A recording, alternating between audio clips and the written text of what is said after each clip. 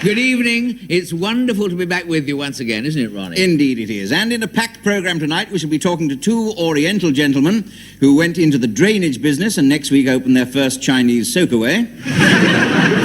We'll also be meeting Joe Muffin, the world's silliest chef, who boiled a hyena yesterday and made himself a laughingstock. But first, the news. A breakfast meeting to discuss détente got off to a bad start today when President Reagan emptied a jug of orange juice over Mr. Brezhnev's head. The Soviet leader responded by ramming 2 bananas up the president's nostrils. The spokesman described the atmosphere as tense but fruitful. The golden age of steam returned to King's Cross Station today when the hot drinks vending machine on platform 5 exploded. And we've just had news of an enterprising escape from the top security jail for small offenders serving short sentences. 15 of them in a chain gang managed to get through the front gate disguised as a charm bracelet. Finally, it was revealed in a government survey published today that Margaret Thatcher is doing the work of 2 men, Laurel and Hardy. But now a sketch featuring Mr. Ronnie Corbett, a man who began his show business career as Nicholas Parsons' getaway driver.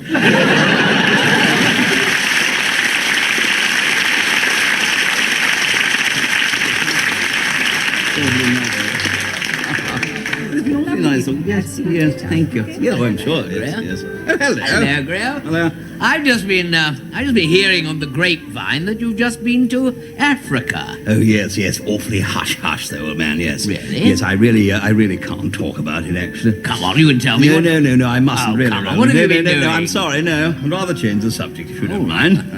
How are the children? Oh, drilling for oil in the Congo, actually. That's what I've been doing, actually. Drilling for oil in the Congo, yes. Really? Very hard work. Very hard work. Well, I mustn't talk about it, though. I've said too much already. Well, I understand. How's your charming wife? On the job, 16 hours a day. No, I was at the Congo, yes, on the rig, yes. Oh, but the conditions are absolutely vile, you know. Oh, the jungle out there, you know, so hot and steamy. Oh, but I mustn't. No, I'd rather really not discuss it. Oh, right, well, I understand. Very nice wine, this, isn't it?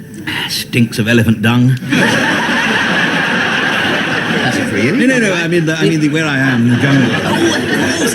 Oh, absolutely awful. And as for the insects, of course, well, no, mustn't. I promised I wouldn't, and I'm not going to. Oh, right. I understand. Yes. Well, you're looking smart, whatever. Thank you. Very nice trousers. Flies are appalling. I didn't notice, honestly. No, the flies out in the jungle, boy. Yes, absolutely appalling. Oh, awful. Yes, we've been drilling away for oil, you know, and last week we sank. I mean, I don't want to boast about this, but we did sink. No, I mustn't tell you. No, I promised I wouldn't. Come on, what did you say? You can tell me. No, my lips are sealed. No. Mum's the word. Graham, do you know what you are? Just about the biggest bore the oil world has ever known. That's right, you've got it.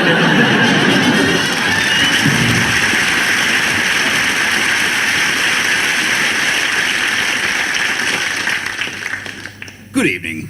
My name is Algernon Dinge, and I am a vet.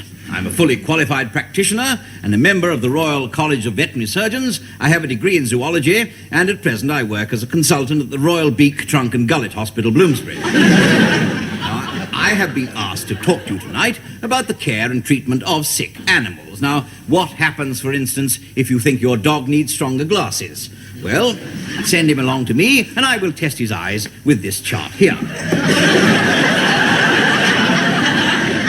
If he fails the eyesight test, of course, he will have to make do with a provisional dog license. Now, over here, follow me over here, is a diagram of a horse that died in very unusual circumstances. To a trained specialist like myself, the cause of death here is obvious immediately.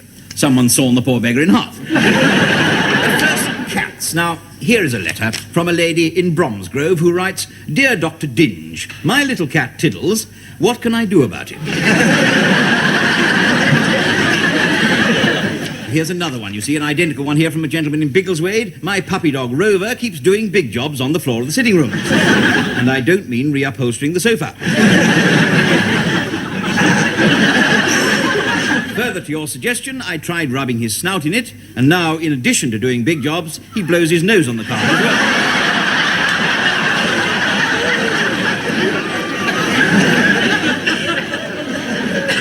Well, of course, eventually they'll grow out of it. Or if they don't, rhubarb will. Now, if you have got a dog, you should always make sure it has a nice, healthy coat, and above all, try to avoid distemper. Anyone who gives his dog a coat of distemper is asking for trouble. What about psychiatric problems? Well, here we see a very withdrawn tortoise. Now, if we wish to coax it out, we have to treat it just like a human being, with affection, gentleness, and understanding.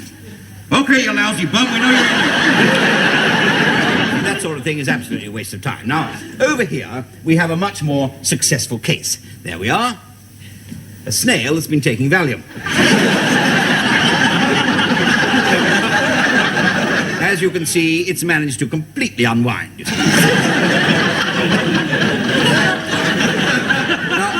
Now that brings me to rabbits. Now, breeding rabbits is easy. It's not breeding them, it's difficult. So if you've got more than enough rabbits, just write to me and I'll send you my frank leaflet on voluntary birth control in rabbits, entitled The Buck Stops Here.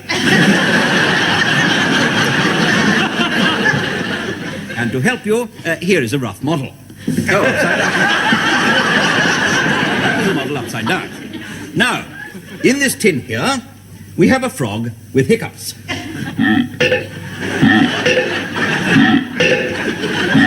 Very simple to cure, we just give it a sudden shock.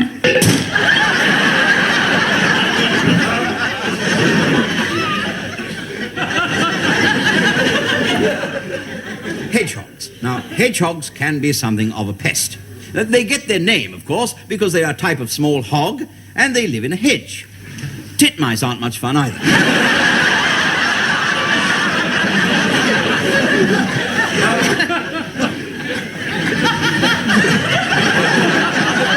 Now, in my job, I'm often called out to attend to cases on farms. The other day, I had to go to a bird sanctuary in Sydenham to deal with a sex-crazed goose. He kept having a gander over next-door neighbour's wall.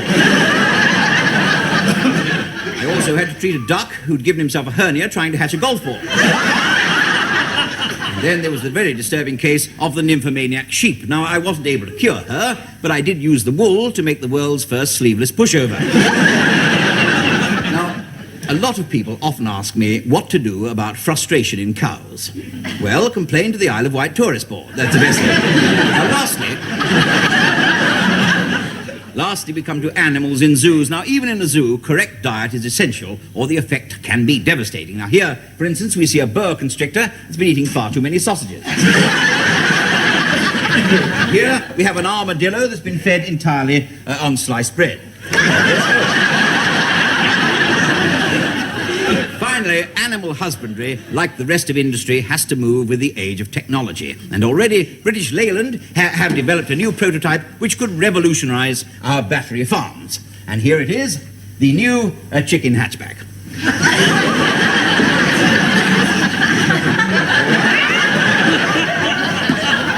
Engineered entirely at Leyland's plant in Longbridge, and you can already see the rust underneath the wing.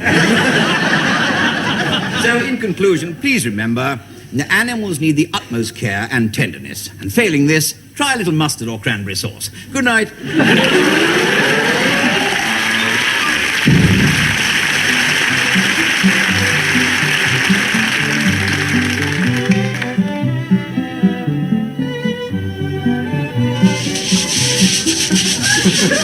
Her next door's husband's rambling again. Oh dear. Is he violent? No, I mean he's hiking. He's gone off up the downs with two young girls from the drains department. I'm surprised she lets him go. Oh, she says he's too old to chase women up mountains. I don't know, you get a man up a mountain with two girls wearing them little shorts. They're bound to come down sooner or later. Well, this is maybe, isn't it? She says the only trouble with his hiking all these years is made his feet enormous. Yeah, his feet are so big, he has to put his trousers on over his head. I'd like to see that. You better go up the mountain with him. Liner, already in the Mediterranean with two detectives aboard, is the unlikely venue of this weird and baffling mystery. Piggy Malone, as always, was completely clueless. But Charlie Farley believed that a drug was being administered in the food the girls of the orchestra ate during the interval. and was even now taking steps to obtain a little evidence.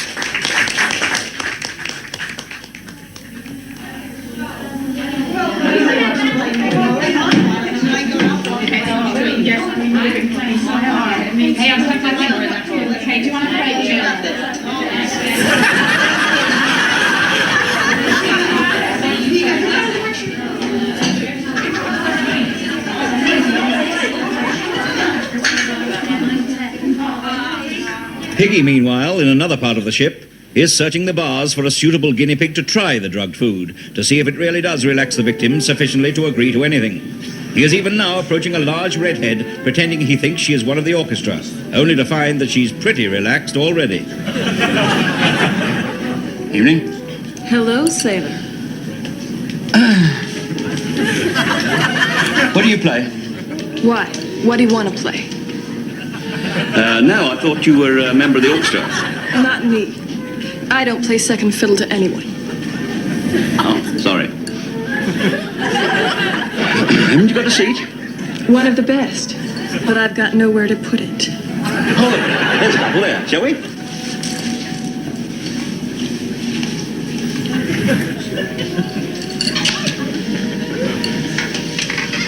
Drink? Oh, my legs are dropping off.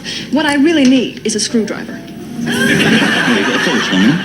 Have I got a false what? Leg. Do they look false? No. What's all this about a screwdriver, then? It's a drink, lovey. Vodka and orange juice. Oh, I see. One large screwdriver, please, and I'll have a brown ale. I'm starving.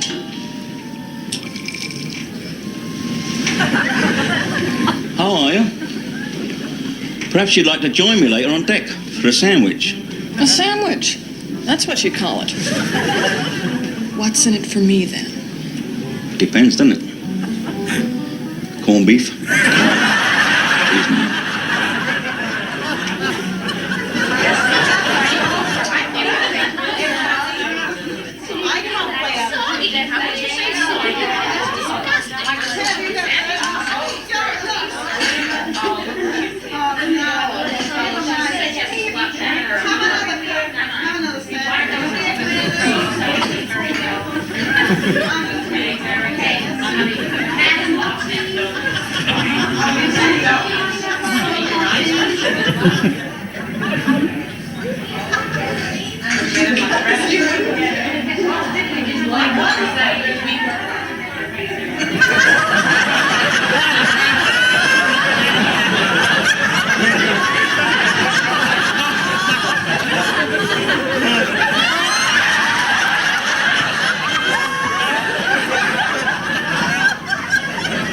Bit squashed, didn't they? Well, I daren't leave, dare, for fear of being spotted.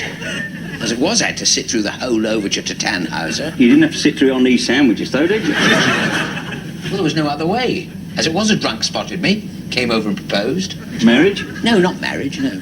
Something very similar, you know.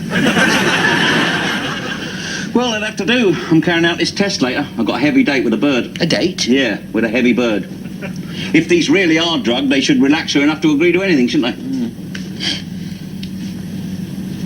Perhaps I can iron them.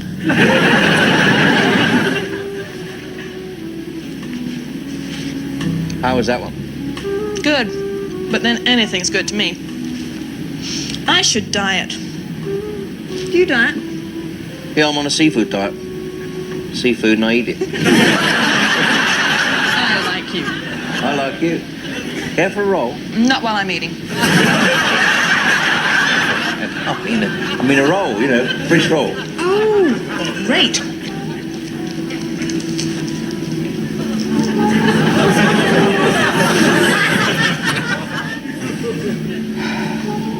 Well, look at all that water. Yeah. And that's only the top of it. What else you got there? I've only got one more. But this is a special one, this is. That's got everything in it. Oh, you've been sitting on this one till last. Well, not me exactly. Looks like somebody ironed it.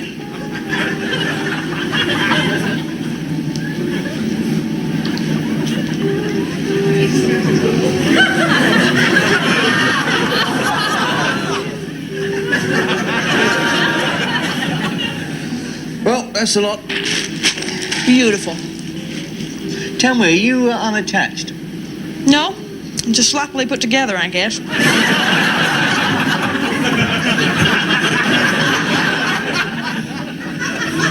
Well, how do you feel?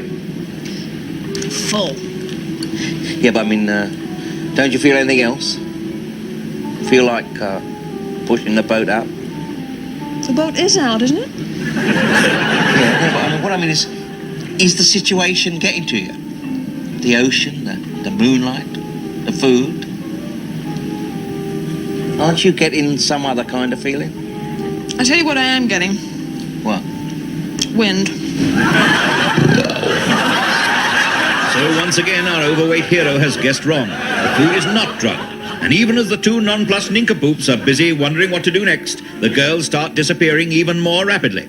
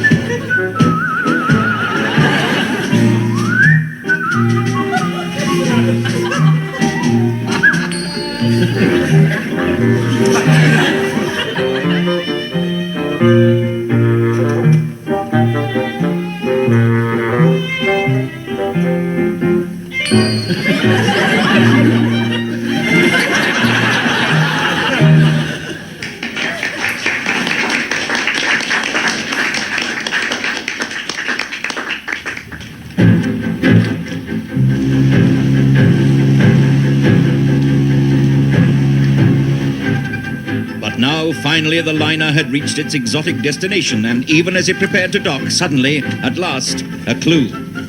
Piggy finds a card in his pocket. Where did it come from? Who planted it there? He quickly shows it to Charlie, whose brilliant powers of deduction immediately spring into action. It's a card with writing on it. If you want to know what's happening to the girls, go to this place in the town and show them this card with the password. It's a Chinese restaurant. Chinese? The White Slaver was Chinese, according to Mrs. Hickstead. Bumstead. Don't you start. What are we supposed to show them then? This dragon thing on the back then? No, that's a sort of trademark. Wait a minute, there's some numbers here, down here. There's probably a code. Just get my code book out. Let's have a look now. Let us assume, shall we, that letter A represents 1. Now, the numbers down here are 3, 15, 23, 6, 21, 20. That's, that works, that's Cowfut. Cowfut. Cowfut, yes. It's a bit odd, that, really, isn't it? Cowfut. Probably a Chinaman's name. Could be his address for all we know. No, the address. That's the address there. Is it? Yeah. Well, that's where we go then, isn't it? To the Chinese Quarter.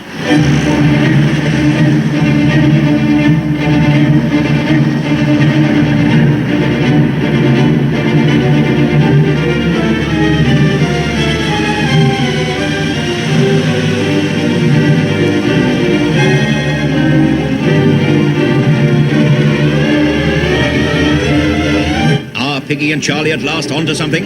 Who tipped them off? Is the kidnapping of the girls really part of a big Chinese takeaway plan? And has the blind man got his eye on them?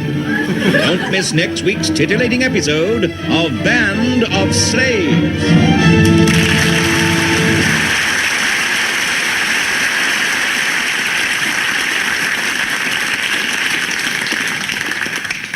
Ethel? What is it, Arnold? There's been mollicking. What? There's talk. What talk? There's them as says that you're keeping Fancy Man on side. Fancy man? Aye. Me? Where would I keep a fancy man? In cupboard, happen. Eh?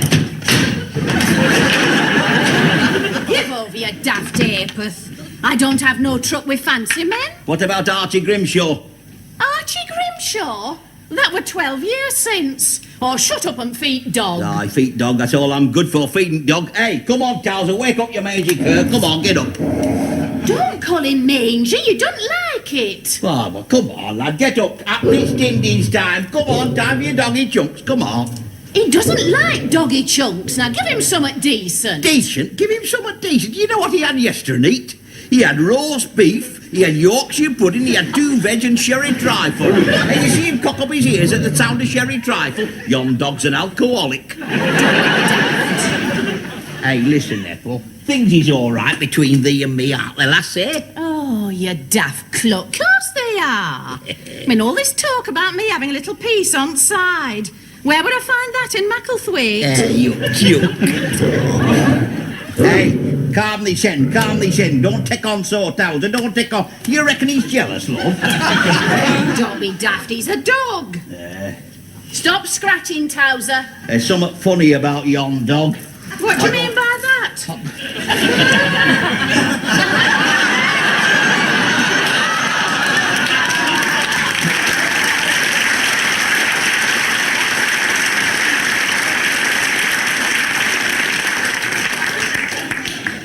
Well, I can't quite put my finger on it.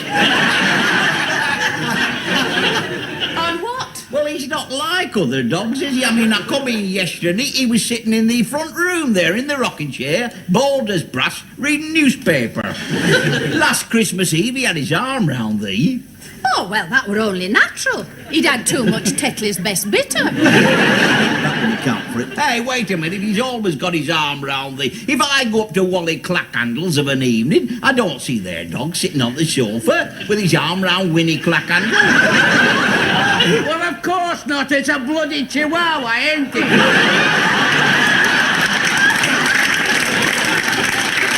Yes, I'd forgotten that. Yes, that's quite true, yes. Yes, it's a long way round Winnie Clackhandle for a chihuahua. Just shut up and have a fag. No, thanks, no. I'm trying to give 'em up. It's the price of dog food that's doing it. I can't afford it, me sen. No, but there's something worrying me about that dog. I don't know what it is. I know what it is. We've never taken him down to the vets to be done, have we? Just a minute, he's smoking. So what? There's a dog on Esther Ransom says sausages. Sausages? Listen, I'm not having any more. He's going down to the vets tomorrow. I bloody aren't going down to the vets tomorrow. Bloody are going to... I'm not going to sit here in my own parlour discussing things with a damn dog. He's talking to me. All right, that's it, I'll admit it. I'm a man, I'm fed up. Absolutely fed up. Crawling about on all fours. Listen, I knew there was something fishy going on here. Hey, you're Archie Grimshaw. Hey, so it is. Archie Grim, you've been living here free for 12 years, man and dog, haven't you? Eh? I've been going out earning your doggy chunks. You've been having your filthy paws round my Ethel. Don't think it's been easy. 12 years running after sticks, fetch, die for queen, live for country. Been an absolutely bloody dog's life. Listen, I've been taking you out round park, haven't I? I've had more cold walks than you've had hot dinners. I haven't had very hot dinner since I've been here, I tell you that. And you killed the apple tree, didn't you? All right. All right, lads, you just sort it out. I'm going to see a man about another man. Listen, Archie Grimshaw, you're out. You're out of this door tomorrow morning and you can take your rubber ball with you. I don't think so. Oh, you don't think so? Then it's down the PDSA for you, lad. Nay, don't you forget this. I know about you and Winnie Clackhandle. Winnie Clackhandle? Yeah. Every Friday night when Ethel's at bingo, who is on mat with smelly old bone? Me. Who is on sofa with Winnie Clackhandle? Thee. Aye. Maybe I've been a bit hasty. I've been a little hasty with you. Oh, fair dues, Towser. Archie. Listen, all right, you can stay here. You can do what you like in the house, know what I mean? But you must be a dog for neighbours, all right? Done. Absolutely done, yes. Right. We say only on one condition, no more outings to Crufts. We've been there 7 times. The best we've done is got one smelly, rotten, lousy 3rd place. Listen, you had your belly stroked by Clement Freud, didn't you? Not many of us have had that honour. All right, then, no jealousies, No eh? jealousy, live and let live. Put your little paw there. All's well that ends well, too. Aye. Oh, well, that's nice. Well, I'm going to feed Cat. Tiddles? Yeah, there, baby doll.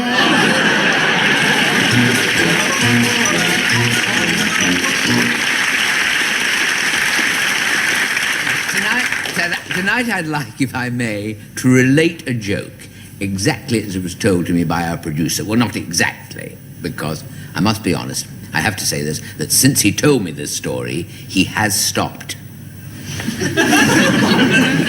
drying his nail varnish. No, he has also stopped drinking. In fact, these days, he is abstemious to a fault. He even takes soda with a Scotch egg. Well, we all have to be careful. As a matter of fact, I've been on a bit of a health kick myself recently, you know, filter tip sausages, that sort of thing. I have also been trying a bit of heat therapy. Bought one of those sun ray lamps, you know. I was actually recommended to me by a BBC weather forecaster. It's quite interesting. No, it's quite interesting. You leave it on for 6 minutes, then it turns into a shower. Now, which reminds me, this actually reminds me of an incident I wanted to tell you about, because the other afternoon, I was lying in the bath, thinking to myself, my God, isn't nature wonderful? And I was playing I Spy with the window cleaner. My wife Anne was downstairs having one of her sulks, to be honest. You know, I'm afraid we'd had a bit of a row the other morning. The postman had delivered my weekly stack of fan mail, 1 letter, and on the front of the envelope it had got, "To the funniest man on television." My wife had sent it back marked "Not known at this address." I was saying, I was in the bath when all of a sudden the phone rang, and it was the producer on the line. He said to me, "Is that you, dear?" I said that. Yes, he said that. He calls me dear. Obviously hasn't read my contract. He was actually ringing up to ask if I want to go on this year's BBC staff outing. Got me every year the BBC organised one of these mystery trips. For £6.50, you get a skateboard and a blindfold. Now this year they were trying something a little bit different. An out-of-season day trip to Cleethorpes. So I rather foolishly said I'd go. And of course, it was a total disaster. Now, things got off to a very shaky start. We went to the local fairground. The producer's secretary came down the helter-skelter too fast and screwed herself into the floor. Then the head of comedy... I'm sorry, you're making up your own jokes. And the head of comedy, who's a little bit on the snooty side, sort of man who eats candy floss with a knife and fork, he refused to go into the Hall of Mirrors because he never sees himself without an appointment. I can tell you, things weren't any lively when we went on the beach, to be honest. Punch and Judy puppets were both away at an equity branch meeting. And in fact, the most exciting moment of the whole trip came when one of the makeup girls decided to do a spot of sunbathing, being a little bit self-conscious about her rather flat figure. Instead of a bikini top, she wore 2 magnifying glasses. And was arrested for making a spectacle of herself. It was during this outing the producer happened to tell me this joke, and it is all about this old Scottish minister up in the Highlands who's one day delivering a sermon to his assembled parishioners on the subject of what to do if you hunger after sex. Keep a tin of biscuits on the bedside table.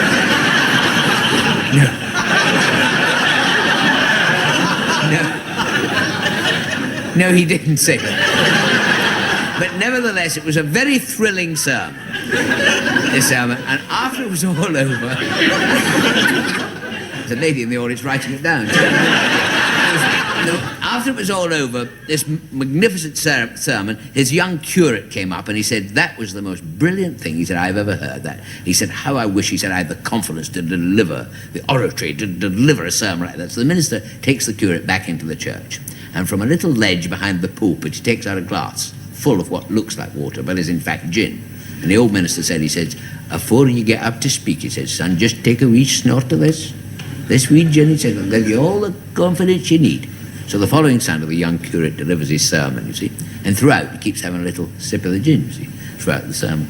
And afterwards, finishes it all, afterwards he goes to ask the minister how it went. The old minister said, he said, well, it was very, very vivid, son, very, very moving, very, very good sermon. He said, just one or two points, one or two teeny-weeny, totty-wee points I'd like to make, he said. First of all, when you finish your sermon, he said, I'd rather you didn't tear your notes up and throw them at the congregation. He said, and when you leave the pulpit, it's better to walk down the steps, not slide down the banister. And he said, the correct phrase is that David slew Goliath. He didn't knock 7 bloody bells out. And finally, remember, he said, that David's sling was full of shot.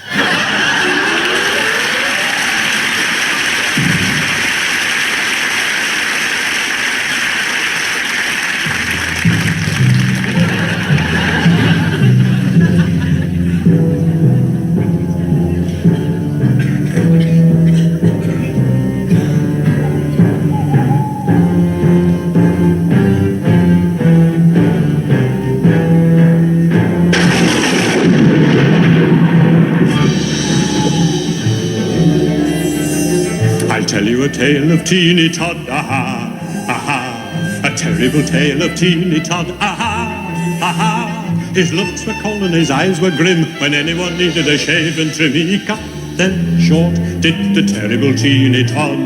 We'll tell you a tale of Teeny Todd, aha, aha, aha. The terrible tale of Teeny Todd, aha, aha, aha. He shaved so rapid and closely then, and nobody needed a shave again. He cut them quick, did the terrible Teeny Todd.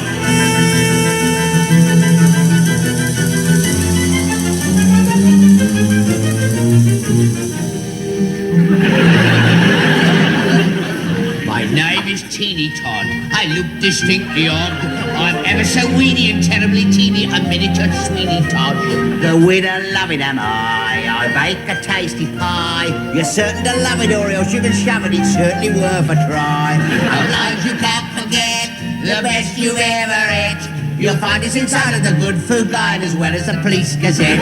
We'll tell you a tale of Teeny Todd, aha, aha. The terrible tale of Teeny Todd, aha.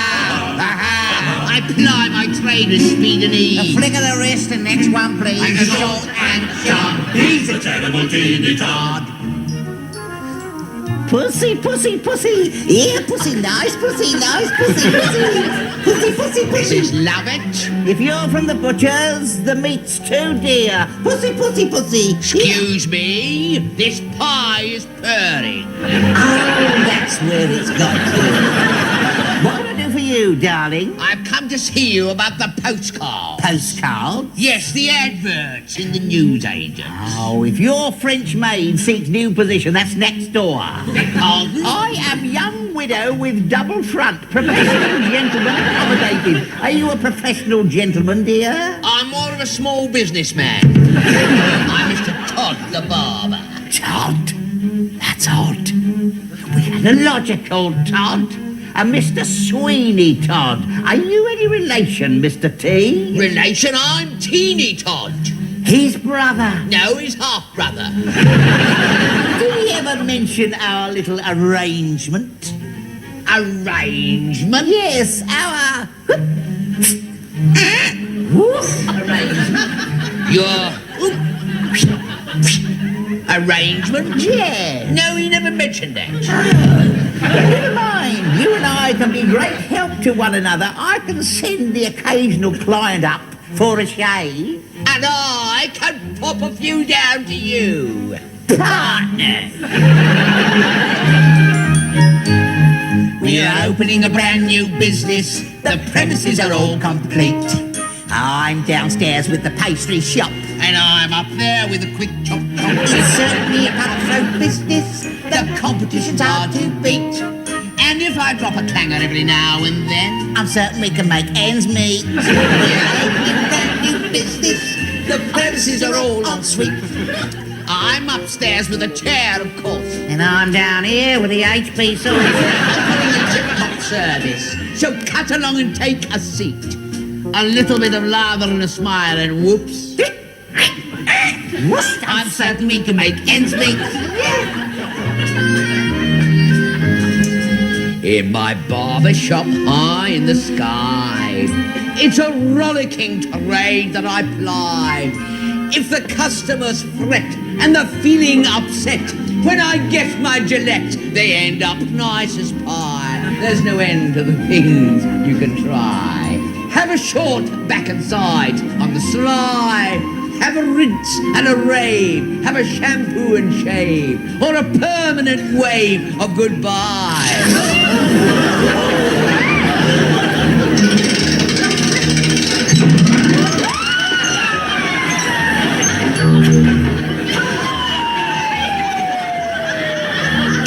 Seaweed, I love it for lovely pies.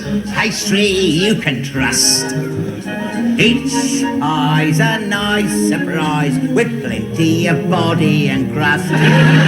Your bits, your pies, and possibly choose your friends. Try the penny ones, could be anyone's rumps or little best ends. I learned from a barber called Slasher. He shaved with high speed and a leer. First lesson was, what's this here razor? The second was, where's that there ear? Oh.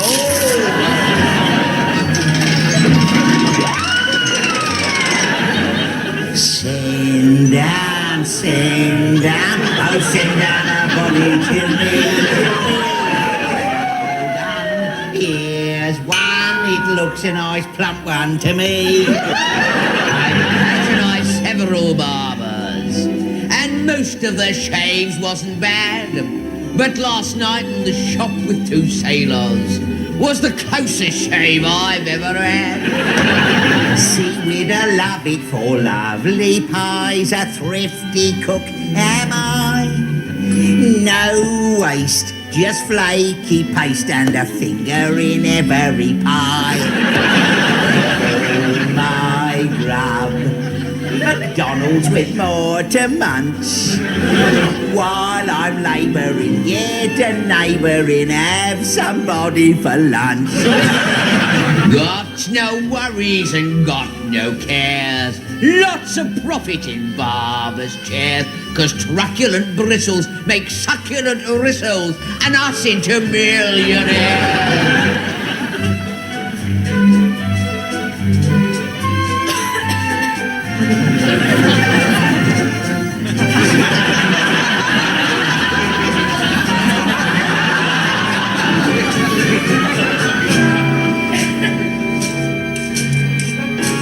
Police!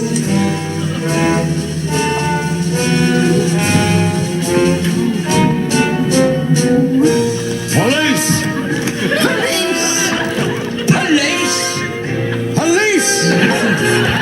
Inspector Reese of the Kent Police with a constable covered in lather. Is it kiss me quick at the local Nick and a bit of ales, your father? Is it years in port for terrible Todd and the watery eye of a warder? No, it's Turnham Green Police Canteen. They're going to place an order.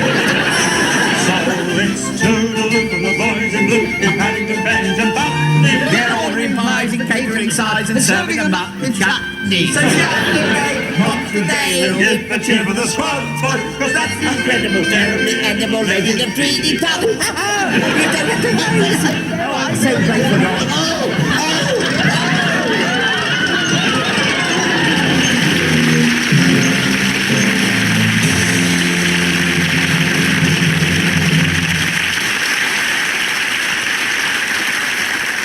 Well, that's just about all we have time for tonight, isn't it, Ronnie? Yes, I'm afraid it is. But before we go, just 3 late items of news. At tonight's Old Timers Tennis Championships at the Albert Hall, Fred Perry's dentures fell out. Then Yaroslav Drobny's dentures fell out twice, and he went on to win by 2 sets to 1. Awkward good news from Surrey tonight. The Farnham housewife who's gone on the new mini pill is in the family way. And the Basingstoke woman who's on the new jumbo pill is in everybody's way. Finally, the economy, and a London hotel today reports that business is so bad that the management is stealing towels from the guests. Next week we'll be talking to the man who went on an oysters-only diet to improve his sex life, but now he only makes love when there's an hour in the month. And we'll have the honour of meeting Michael Foote, who has just been appointed chairman of the International Year of the Dishevelled. Until then, it's good night from me. And it's good night from him. Good night. Good night.